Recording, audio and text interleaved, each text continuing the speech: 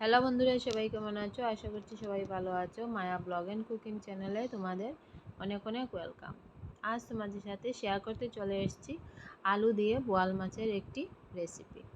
তো এই রেসিপিটা কিন্তু অত্যন্ত সুস্বাদু হয়ে থাকে। তো কিভাবে এই রেসিপিটা করছি এটাই তোমাদের সাথে শেয়ার করছি। ভিডিও শুরুতে সবাই একটা লাইক দিয়ে রেসিপিটি দেখা শুরু করবে। চ্যানেলে নতুন হয়ে থাকলে চ্যানেলটি সাবস্ক্রাইব করার অনুরোধ রইল। তো পুরো রেসিপিটা তোমাদের দেখতে হলে কিন্তু স্কিপ না করে পুরো ভিডিওটা তোমাদের দেখতে হবে। তাহলে চলো এবারে রেসিপিটা শুরু করা যাক। এখানে দেখো কড়াইটা বসিয়ে দিয়েছি আর দিয়ে দিয়েছি আমি সর্ষের তেল। তেলটা গরম হয়ে গেছে। এবারে আমি দিয়ে দিয়েছি হলুদ মাখানো মাছ। তো প্রথমে আমি মাছের লেজটা ভেজে নেব। আর বোয়াল মাছটা যেহেতু অনেকটা তেল ছিটকে পড়ে, এর জন্য কিন্তু ডেকে আমি মাছটা ভেজে নিচ্ছি। তো প্রথমে দেখো আমি মাছের লেজটা ভেজে নিয়েছি। মাছের লেজটা অনেকটাই বড়। তারপর দেখো একে একে বাকি মাছগুলো দিয়ে দিয়েছি। এগুলোও কিন্তু আমি ঢাকা দিয়ে ভেজে নেব, যাতে তেল ছিটকে বাইরে পড়ে যেতে না পারে। তো দেখো একটা সাইড কিন্তু মাছের ভাজা হয়ে গেছে। এবারে অন্য সাইডটা ঘুরিয়ে দিচ্ছি। তো ঘুরিয়ে কিন্তু আবারও ডেকে দেব, ডেকে মাছটা ভেজে নেব।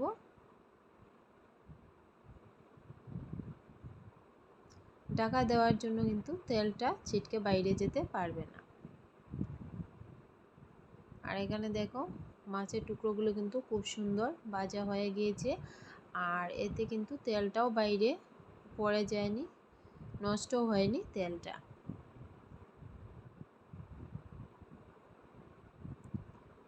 তো এবারে দেখো একটা প্লেটের মধ্যে আমি মাছের পিসগুলো তুলে নিচ্ছি।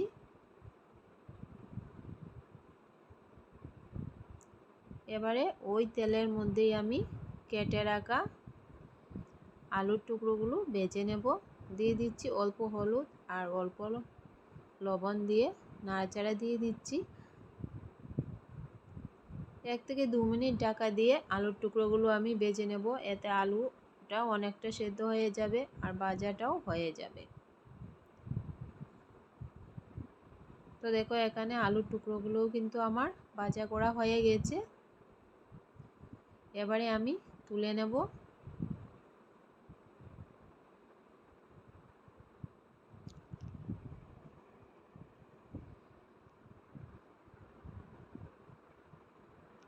এবারে ওই তেলের মধ্যেই আমি বাকি রান্নাটা করে নেব। দিয়ে দিয়েছি কিছুটা পরিমাণ কালো জিরে ফোড়ন, দিয়ে দিচ্ছি বড় সাইজের একটা পেঁয়াজ কুচি। তো পেঁয়াজ কুচিটাকে একটু নাড়াচাড়া দিয়ে লাল লাল করে ভেজে নেব। তো এবারে দিয়ে দিচ্ছি আমি আদা বাটা, রসুন বাটা দিয়ে একটু নাড়াচাড়া করে নেব। এতে কিন্তু আদা আর রসুনের কাঁচা গন্ধটা চলে যাবে।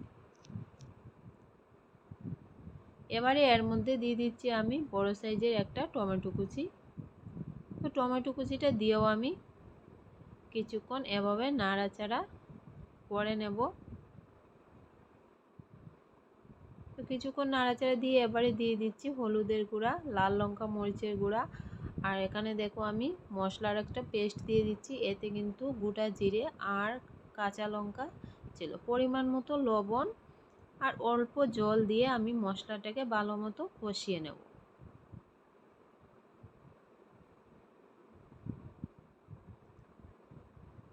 তো দেখো মশলাটাকে খুব ভালো মতো আমি এখানে কষিয়ে নিয়েছি।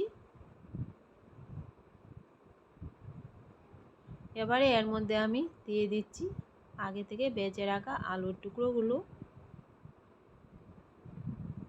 তো আলুর টুকরোগুলো দিয়ে আমি 1 থেকে 1.5 মিনিটের মতো কষিয়ে নেব। তো দেখো কষানোটা কিন্তু আমার হয়ে গেছে। এবারে এর মধ্যে আমি জলটা অ্যাড করে নেব। তো বোয়াল মাছের এই রেসিপিটা কিন্তু এভাবে রান্না করলে খেতে কিন্তু ভীষণ ভালো লাগে। দেখো একদম পাতলা টলটলে হয়ে রয়েছে। পুরো রান্নাটা হওয়ার পর কিন্তু তরকারিটা অনেকটাই ঘন হয়ে আসবে। তো দেখো নাড়াচাড়া দিয়ে এবারে আমি দিয়ে দিচ্ছি ভেজে রাখা মাছের টুকরোগুলো।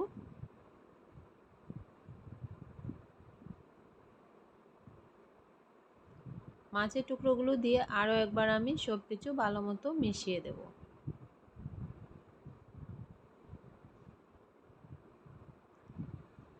তো মেশানো হয়ে গেছে, এবারে আমি 4 মিনিটের মতো ঢেকে রান্না করে নেব। এতে কিন্তু আমার রান্নাটা কমপ্লিট হয়ে যাবে। তো দেখো 4 মিনিট পর আবারও ফিরে এলাম। আর দেখো তরকারিটার কালার কতটা সুন্দর এসছে, আর রান্নাটাও কিন্তু আমার হয়ে গেছে। আর এদিকে দেখো আলুটা কিন্তু খুব সুন্দর সিদ্ধ হয়ে গেছে।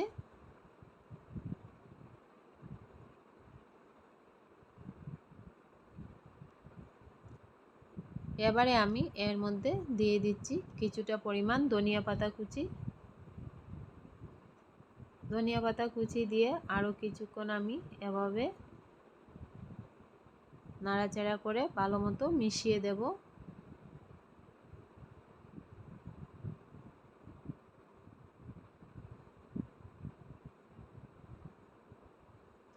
তো বন্ধুরা, রেসিপিটা যদি তোমাদের ভালো লাগে তাহলে বাড়িতে অবশ্যই একবার এভাবে ট্রাই করে দেখো। খেতে কিন্তু ভীষণ ভালো হয়েছিল। আর দেখো রান্নাটা কমপ্লিট হয়ে গেছে, এবার ওভেনটা অফ করে দিয়েছি।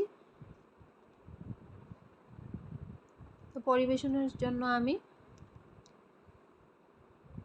রেডি করে নিয়েছি। আর দেখো রেসিপিটা তোমাদের কাছে কেমন লাগলো জানিও। ভালো লাগলে লাইক, কমেন্ট, শেয়ার, সাবস্ক্রাইব করে আমার পাশে থেকো। দেখা হচ্ছে অন্য আরও একটি ব্লগ বা রেসিপিতে।